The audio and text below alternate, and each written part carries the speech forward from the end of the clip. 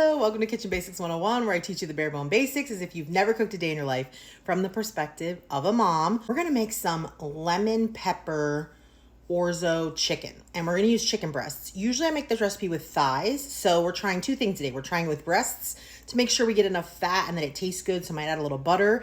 And we're gonna try out a new pan. I have 2 chicken breasts, beautiful. I'm not even gonna trim them up, but if you wanted to trim them, you certainly could. But when I'm not whacking them up, I don't trim them up. And then I'm gonna use this lemon pepper seasoning. Now, before you do this, I want you to read the ingredients in your seasoning and see if it includes salt. My lemon pepper, the first ingredient is salt. So I'm not gonna add any salt to this. If your lemon pepper is salt-free, you're gonna need to add salt to your meat. Otherwise, it's not gonna taste good. So it's really important that especially when you buy blends, that you look at the blend and read what the ingredients are. So for this blend, it has sea salt, it has organic dried cane syrup, and I know people get upset, but there's a little bit of sugar in almost all spices, and that's okay. Onion, garlic, lemon peel, lemon flavoring, parsley, and also something just to keep it nice and dry so that it doesn't get moldy, because you don't want that, right? We're gonna be making the orzo with this chicken. We don't have to worry too much if we've over seasoned, because all of the flavor that we're putting onto this chicken right now is gonna leave fond in the pan, and that's gonna go towards flavoring the orzo and the broth and everything that goes into cooking the rest of the dish. And as a general rule, meat can handle quite a bit of seasonings. So we're gonna sprinkle a generous amount of this seasoning on this side of our chicken. I'm gonna use tongs to flip these chicken breasts over, and we're gonna season the other side. Now you see me using the shaker. You'll see when I cook on the stove, I don't usually use the shaker for seasonings, and the reason for that is that I don't want steam to get inside my seasonings. Like I just mentioned, there's drying agent in here. You don't want seasonings to get wet from the steam, because then it's gonna turn your seasonings bad, okay? So we're just gonna, go around our board and pick up seasonings that have fallen off, turn our chicken over, just sort of press the seasonings into the meat a little. The new pan that we're gonna try out, this is a stainless steel pan. Oh, I gotta open my oil. If you are at home by yourself and you're not filming a video, I would invite you right now to turn on your exhaust fan so that you don't get too much smoke. A little olive oil in my pan. I've got my pan on medium heat. We don't want it too high, but we do want to get a nice crispy, sear on our chicken. So I might pop that up to medium high, but if you get a ton of smoke, then it's too high, okay? You're always looking for that beautiful sizzle. You're gonna go away from yourself so that you don't burn yourself. And we'll put our second breast in, only moving it to make sure it has oil underneath it. Now we're just gonna let that sear for a couple minutes on this side. Okay, it's been about 4 minutes. We're gonna turn our chicken over. Woo, she's a big hamma jamma. I don't think my pan was quite hot enough. That's not exactly the crust I'm looking for. That's a little bit better. I think that piece was a little bit cold. That's all right. We're gonna work with it. Now we're gonna do on this side for, again, like 3 to 4 minutes. We don't have to get the chicken completely cooked at this point, because we're going to be adding it back into the orzo for it to completely finish cooking on the inside. We just want to have, a nice crust, plus we're creating a fond at the bottom of the pan that's going to add flavor. So we're just going to do it on both sides. I did 4 minutes on the first side, and we'll probably do 3 or 4 minutes here on the back side. Our second side is done.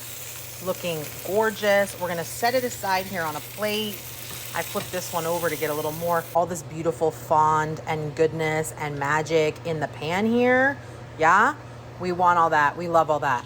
We're gonna put our orzo, and we're gonna toast it. I'm gonna use the whole box of orzo, and we're gonna toast it up a little bit.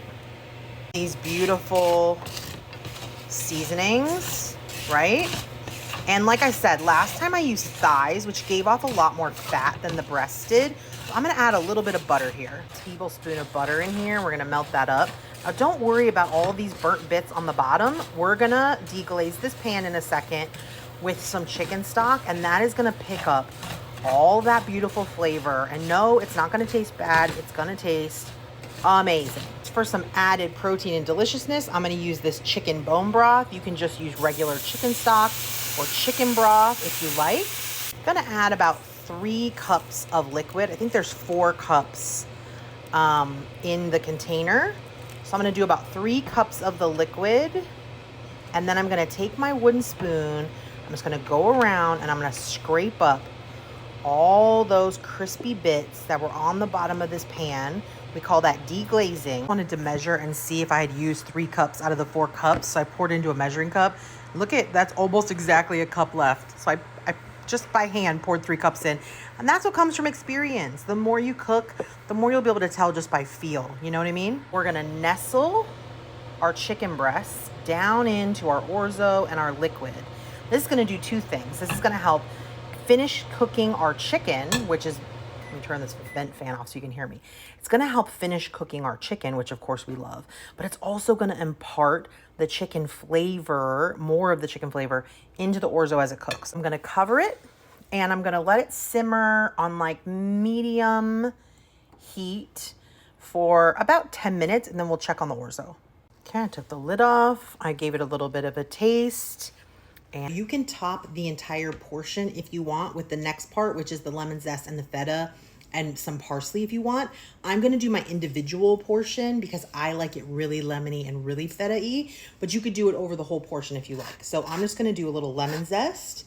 It definitely needs acid. Like it has like a fatty, delicious, like earthy, you know, chicken umami flavor. It's fantastic.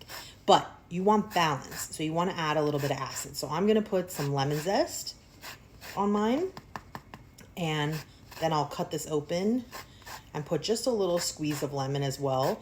You'll find most Greek dishes, which this is probably a Greek-inspired recipe, are going to have lemon, because lemon is just a huge cultural part of Greek food, okay? And me personally, I love lemon. So I'm going to do just a little, whoop, I sprayed everywhere, did you see? Just a little squidge of lemon with my lemon zest. And then I'm gonna crumble up a little bit of feta that was in brine. And the only thing that would make this serving absolutely perfect is to put a little sprinkle of fresh parsley on top. That would be amazing, but I don't have any. So this is our razzle dazzle, a little bit of feta. Let me clean my fingers and then we'll be back. Myself up the perfect bite, little orzo, little cheese, little lemons, this little chicken.